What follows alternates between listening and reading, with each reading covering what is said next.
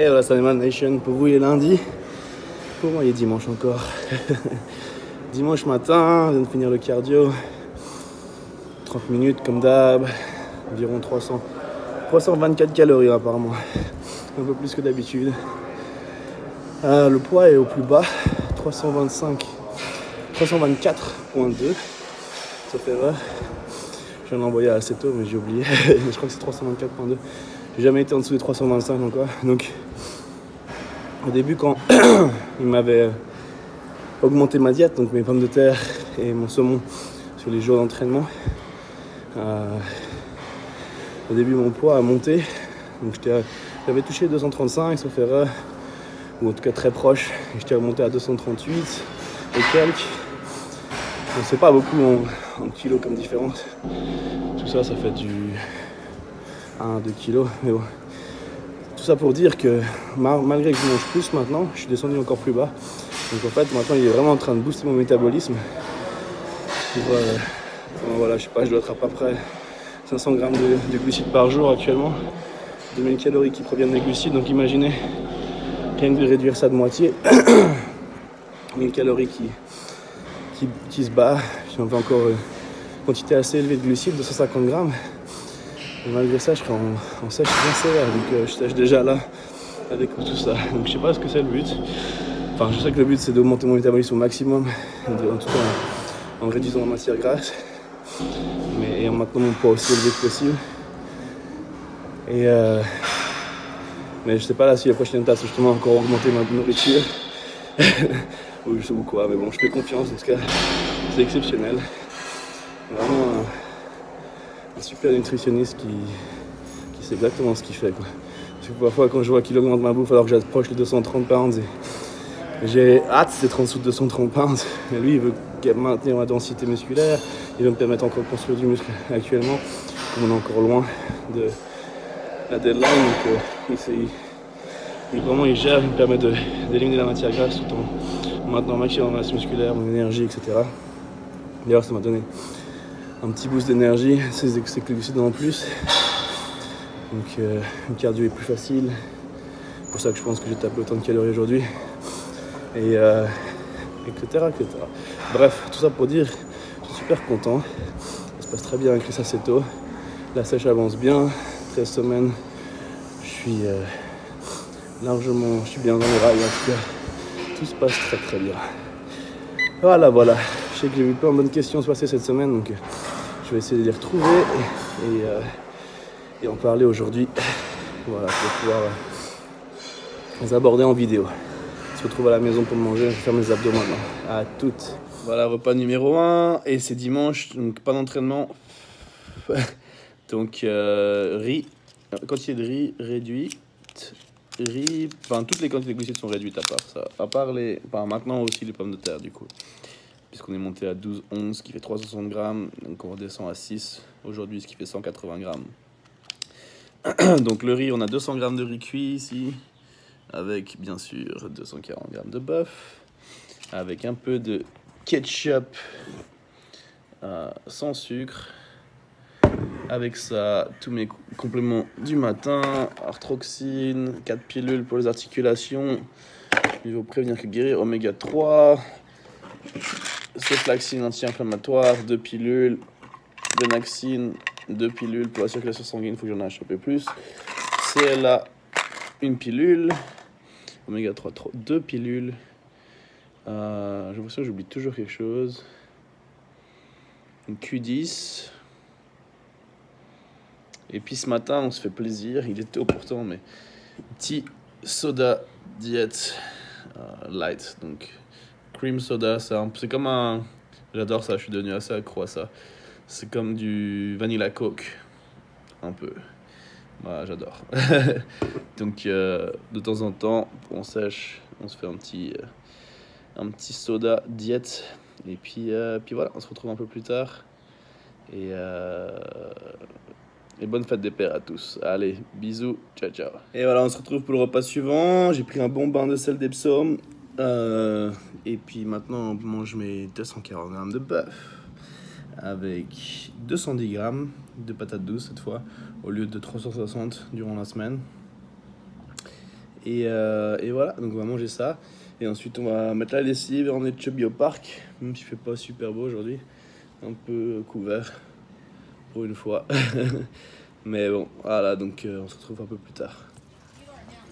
Il y a un chien de la même race que Chubby. Il y a Chubby.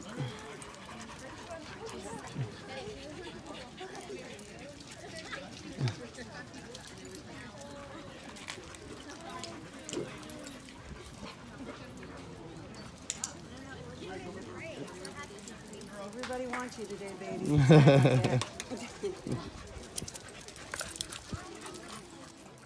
Voilà, j'ai les crocs de Morphal. Mais donc je suis en train d'avaler ça. 300 grammes de dinde avec 200 grammes de riz cuit. Donc voilà, avec ça je vais prendre mes oméga 3, 2 pilules. Et puis on se retrouve plus tard. À tout. Et voilà, encore en train de manger, bien sûr. 300 grammes de dinde, 180 grammes de pommes de terre.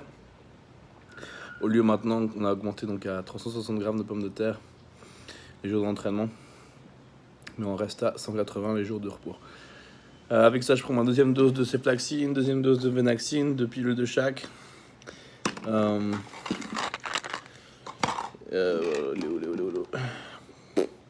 là-bas.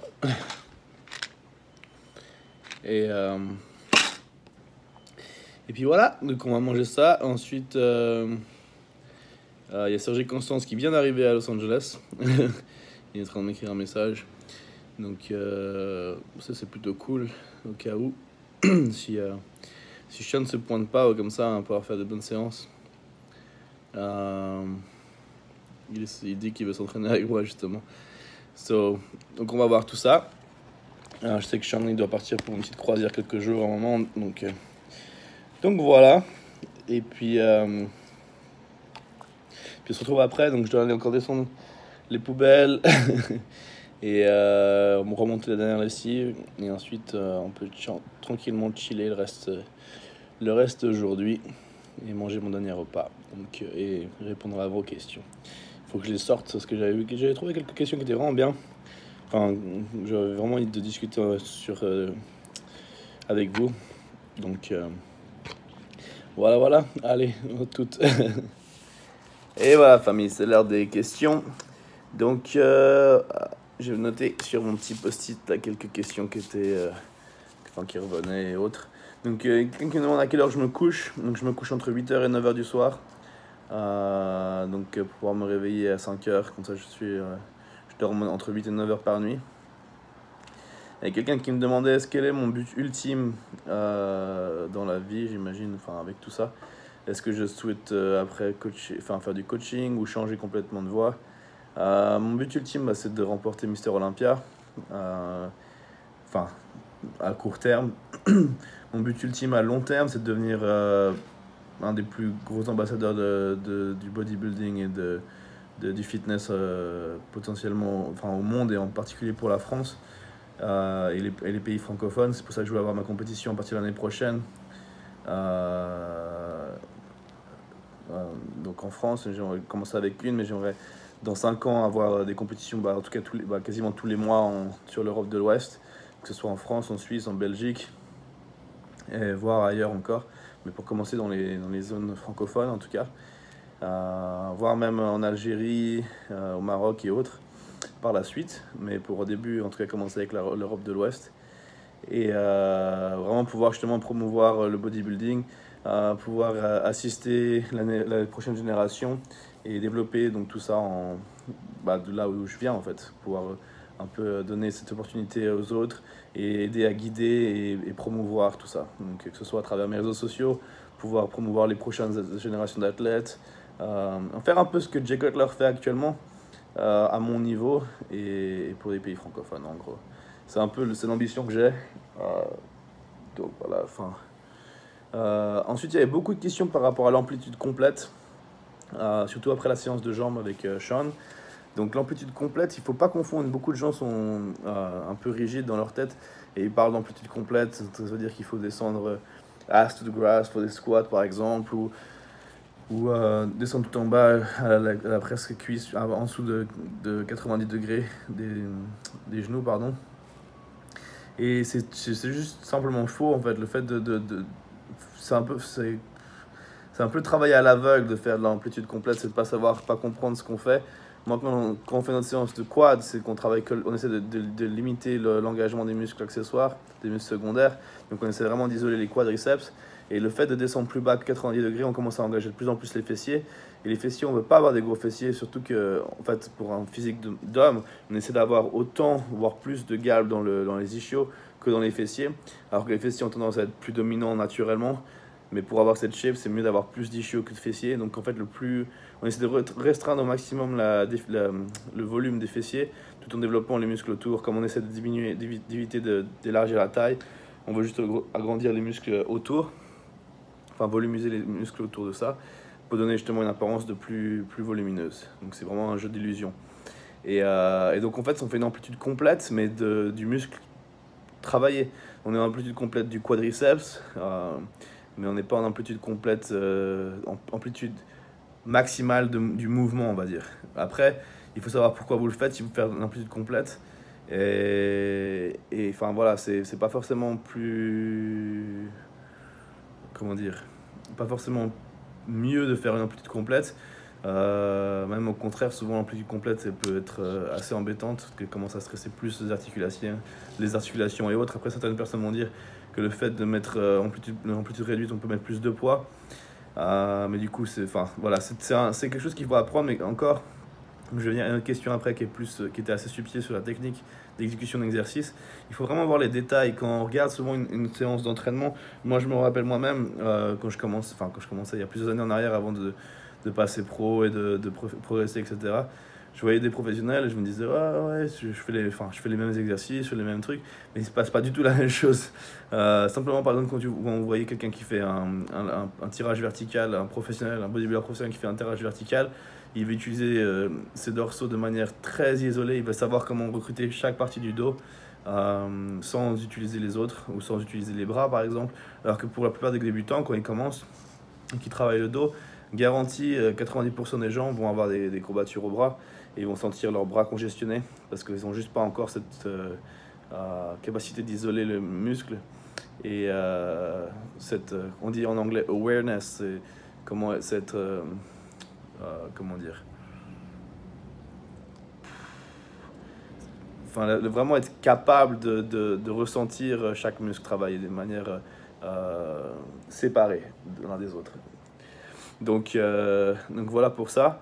Ensuite, pourquoi Sean reste couvert et pourquoi moi je m'entraîne en t-shirt et pas en débardeur, etc. Alors Sean, c'est simplement parce que j'en ai déjà mentionné, j'ai déjà parlé de ça dans les vidéos l'année passée, parce que les gens me posaient cette question souvent. C'est vrai qu'il est tout le temps en combinaison complète. Et en fait, lui, c'est simplement parce que, bon, déjà pour se couvrir pour l'Olympia, pour pas qu'on voit ce qui se passe, pour garder la surprise. Mais plus important que ça, c'est surtout pour rester concentré en fait. Le fait que quand il s'entraînait en débardeur, il me disait lui-même qu'il avait tendance à regarder ce qui se passait, etc. Au lieu de se mettre en mode méditation quasiment. C'est-à-dire que vraiment on ferme les yeux, on se focalise sur la sensation et pas sur le visuel. Et donc ça c'est vrai que en plus quand on commence à sécher, on risque de commencer à perdre du temps, voir ce muscle-là il est plus gros que celui-ci et machin. Et après ça peut nous un peu, c'est pas tiré, ça semble tiré par les cheveux, mais c'est vrai en fait.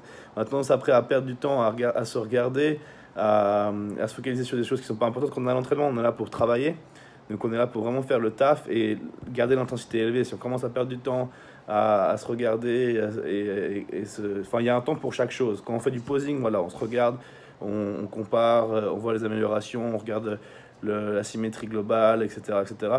Quand on s'entraîne, on est là pour s'entraîner, tout donner, et on doit être connecté avec son corps au maximum. Donc pour lui, c'est ça. Moi, pourquoi je suis couvert? Simplement par confort. J'aime bien m'entraîner en t-shirt. Mais bon, quand je commence à sécher plus, je pense que je commencerai à mettre un peu de débardeur, parce que je veux pas quand même complètement tout cacher de cette prep, c'est pas le but. Je veux qu'on puisse avoir un peu des aperçus, mais sans voir le tout, quoi. Donc je cherche pas à être complètement couvert, inconnu, voilà, caché complètement, mais simplement limiter ce que je montre, juste un peu de tease, comme on dit en anglais, sans trop donner. Comme ça, les gens peuvent s'imaginer ce qu'ils veulent. Et au final, j'espère pouvoir créer justement un maximum la surprise sur scène. C'est surtout pour ça. Donc, quelqu'un qui me demandait mon nom sur Planète Muscle à l'époque, qui cherchait mon sujet. Mon nom c'était Train Hard, donc travailler dur, Train Hard, entraîne-toi dur. Quelqu'un qui me demande à propos de la niaque de Sean à la salle, à l'entraînement. Alors comme j'expliquais dans la vidéo, je crois que c'était d'hier, pour ceux qui l'ont vu, Sean a été pas mal occupé, en plus il est père, il a eu des ulcères en février, qui traînait depuis un moment. Mais surtout, le plus important que les gens peut-être ne réalisent pas, enfin après oui, effectivement il a des blessures, il a 42 ans maintenant, ou 43 je crois qu'il vient d'avoir, en avril, et il a, comment on appelle, il a déjà une grosse, en fait il a un câble ici dans l'avant-bras, parce qu'en fait sa main était passée dans un accident de voiture à travers le pare-brise, et du coup ça avait coupé les ligaments, du coup ils avaient mis des câbles, un câble quoi, en nylon ou quelque chose du genre, enfin les spécialistes du domaine sauront mieux vous éclairer que moi, mais il a vraiment littéralement ici des cicatrices et c'est un câble, du coup il peut pas vraiment serrer le bas de sa main. Et je sais plus même pourquoi je disais ça. Enfin voilà, il a plusieurs blessures et des choses qui l'empêchent de travailler correctement. Quand on fait les bras, d'ailleurs, vous voyez vraiment, je crois qu'on faisait je crois que j'ai mis ce passage-là. On faisait du curl contre le banc, contre le dossier du banc, et il lâche la barre en début de série simplement parce que justement son poignet faisait mal et qu'il n'arrive pas à tourner vraiment la main. Donc à cause de cette blessure. Mais bon. Mais pour revenir au sujet de la niaque, on avait parlé avec Lionel Beyeke aussi, qui est souvent reproché on s'entraîner facile entre guillemets. Après il y a des gens, c'est très très différent. Il y a des gens qui sont qui extériorisent. Je pense pas être extrêmement extrêmement, mais c'est vrai que voilà, je laisse transparaître en tout cas. Il y a des gens qui sont beaucoup plus à intérioriser tout, et ça veut pas dire qu'ils poussent pas moins dur ou moins fort ou qu'ils donnent pas autant. C'est simplement leur façon d'être et de faire en fait qui peut donner l'impression que, mais bon, pour arriver à ce niveau là je vous assure qu'ils se donnent les moyens. Pour avoir la génétique de la plus douée du monde, il faut quand même se donner à la salle, il faut quand même manger ses repas, il faut quand même s'entraîner, faire son cardio. Enfin voilà, il faut savoir que Sean il s'est jamais plaint justement quand il a eu ses ulcères. Il a jamais dit, après avoir fait l'Olympia et on s'enchaînait après des compétitions après l'Olympia avec Chris Aceto en voyageant avec lui de ça, il lui avait jamais dit je suis fatigué ou voilà, il ne s'est jamais plaint de quoi que ce soit, malgré la diète, malgré les heures de cardio, parce que lui il a tendance à faire 2 heures de cardio, hein, matin et soir, avec 2 entraînements par jour, etc. Donc, ça fait pas mal de boulot, mais jamais il se plaint. Et c'est pour ça que quand il avait dit à Chris, non, je me sens vraiment fatigué, il faut vraiment que je prenne un jour de repos. Chris Aceto savait qu'il y avait quelque chose qui était plus, qui allait pas quoi, qui est plus que vraiment qui sortait de l'ordinaire. Et c'est comme ça qu'il a fini aux urgences et ils ont découvert qu'il avait 2 ulcères dans l'estomac. Et ça c'était en février dernier. Entre deux, il a il a quitté son sponsor, mais bon, ça l'a mis dans une position un peu délicate. En même temps, il a acheté une maison, donc c'était pas vraiment le meilleur timing. Donc ça fait le stress. Après, il y a sa fille, quand même encore des voyages, etc. pour des expositions et autres. Donc il a pas mal enchaîné. Je pense qu'il a pas mal de stress sur son assiette. Et du coup, c'est vrai qu'il a été claqué. Même l'autre fois, quand il a dormi chez moi, c'était quoi, jeudi soir, il était mort. Je crois qu'on est rentré à la maison à 5h, il s'est endormi jusqu'à 5h du mat. Mais enfin voilà quoi. Donc c'est vrai qu'on se rend pas forcément compte, mais c'est très dur d'être parent et bodybuilder de haut niveau. Très peu, je crois qu'aucun Mister Olympia en open bodybuilding ont gagné le titre en étant parents. Donc voilà, c'est quelque chose de très rare. Flex Lewis en 212 l'a fait, mais c'est ça sort du commun. Et voilà, le bodybuilding c'est un sport assez égoïste, très égocentrique. Déjà c'est un sport si on appelle ça un sport ou un art, peu importe, une discipline qui ne donne jamais d'arrêt en fait. C'est 24 heures sur 24, 7 jours sur 7. Tout ce qu'on fait chaque instant de la journée a un impact sur le lendemain, sur le physique, sur les résultats, sur la récupération, tout ça. Et du coup, on peut pas se permettre vraiment, il faut une discipline de faire et vraiment être toujours sur le même timing pour pas, voilà, si on se lève plus tard, ça repousse tous les repas. Si on repousse les repas plus tard dans la journée, du coup, on peut pas se réveiller plus tôt, ou alors on va devoir sacrifier du sommeil. Donc c'est toujours un jeu comme ça, il faut toujours être voilà, au taquet sur les créneaux et suivre le plan à la lettre. Donc voilà, j'espère que ça éclaire un peu sur ce truc de Niac et d'autres questions. Je suis un peu débordé, mais voilà, je pense que c'était intéressant. Quelqu'un qui me demande par rapport au riz, pommes de terre, etc., pourquoi pas des pâtes. Alors les pâtes, c'est pas terrible, hein, pour plusieurs façons, c'est déjà très... c'est créé par l'homme, on va dire, c'est modifié par l'homme, les pâtes, et surtout il y a du gluten. Donc c'est les deux choses que on cherche à éviter entre guillemets. Le gluten, ça peut créer une inflammation du système digestif, et même carrément ça peut créer des gros problèmes. Alors moi, étant français, mangeant du pain depuis que je suis né, etc., de génération en génération, je suis un peu moins peut-être prône à ça, mais bon, par prudence plus qu'autre chose, on évite. Et après, il faut savoir que voilà, le gluten, que ce soit en Europe ou que ce soit ici, c'est complètement différent. J'ai l'impression qu'on discutait ça l'autre jour avec justement un ami qui revenait de vacances après une compétition qui a passé 2 semaines en Italie. Et moi-même, quand j'avais fait San Marino, après la compétition, j'ai mangé 2 pizzas, j'ai mangé des pâtes, j'ai mangé... Enfin, tout ça, mais c'est frais, c'est des aliments. Enfin, voilà, en Europe, on fait... la qualité de la nourriture est quand même supérieure. Ici, ils ont beau faire du bio, ils appellent ça organique, c'est souvent contaminé par les plantations des autres choses qui sont génétiquement modifiées. Et forcément, ça finit par affecter les cultures bio. Et du coup, j'ai l'impression qu'on est beaucoup... Enfin, la qualité de la nourriture, c'est pas l'impression, c'est une conviction plutôt, c'est que la qualité de la nourriture est nettement moindre. Donc il faut être plus vigilant et prendre les précautions. Donc voilà, éviter le gluten au maximum. Surtout qu'ici ils abusent vraiment. Je sais pas comment ils font leur gluten, etc., mais ça a un beaucoup plus gros impact qu'en Europe. Ensuite, il y avait pas mal de questions qui venaient par rapport à la cuisson. Cuisson des aliments, comment je cuis ma nourriture. Donc tout sur la poêle, tout ce qui est viande, c'est poêle, sans ajout de graisse aucun. Parce qu'en général, justement, les viandes et le poisson que je mange, ils ont déjà des graisses qui suffisent à lubrifier la poêle suffisamment. Surtout que j'utilise des poêles non-stick, donc qui sont non adhésives. Et du coup, il n'y avait aucun problème pour ça. Ensuite, ce qui est du riz, je le cuis dans l'eau simplement. Et pommes de terre et patates douces, je cuis à la vapeur. Non, dans l'eau. Dans l'eau plutôt. Dans l'eau, donc ça prend du temps ça. Et voilà. Ensuite, il y avait une question très intéressante, je trouvais, pour avoir relevé le détail. C'est Jérémy Monchot qui me demandait par rapport aux évaluations latérales pourquoi je mets pas le pouce autour de l'haltère mais je le garde comme ça. Et simplement parce que c'est beaucoup plus dur. Et en fait, ça a tendance à... C'est léger, mais bon, essayez, vous verrez. Mais ça a tendance à bouger quand on a le pouce autour, l'avant de l'épaule automatiquement travaille légèrement plus. Alors que quand on le met en suicide grip, entre guillemets, on a directement plus de travail sur le faisceau latéral. Et c'est pareil, et ça c'est vraiment intéressant parce qu'il est remarqué, parce que je pense que c'est des détails comme ça en fait qui font beaucoup la différence dans l'exécution des mouvements. Et c'est ce genre de détails que la majorité des gens ne font pas attention. Et c'est en fait ces détails-là qui font toute la différence, à mon avis.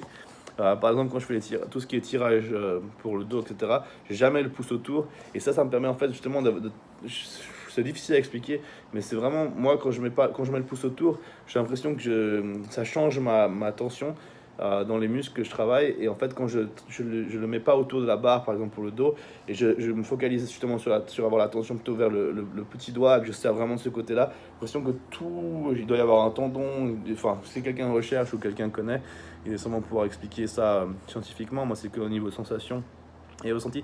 D'ailleurs, toutes ces questions, c'est que mon opinion, hein. Je peux avoir tort, je peux changer d'avis demain, donc prenez pas... Enfin voilà, je pense que je sais quelques petites choses et j'ai appris pas mal de choses, mais tout est sujet à évoluer et enfin voilà, je n'ai pas la vérité absolue, loin de là.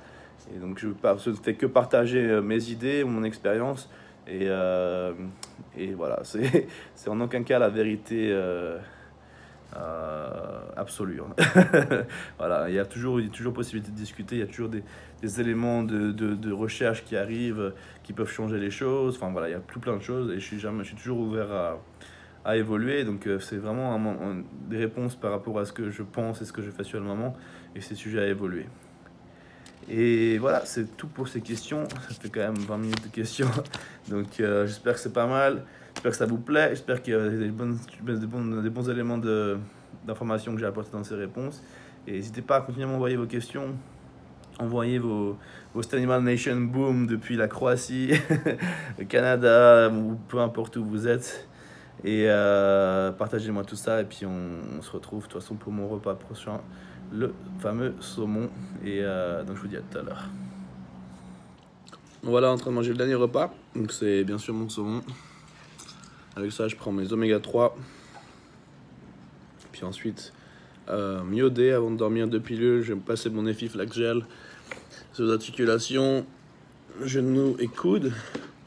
Et oméga 3, je dis 2 pilules. Myodé, 2 pilules avant de dormir. Et ZMA, 2 pilules. Voilà. On se retrouve demain pour de nouvelles aventures. Boum!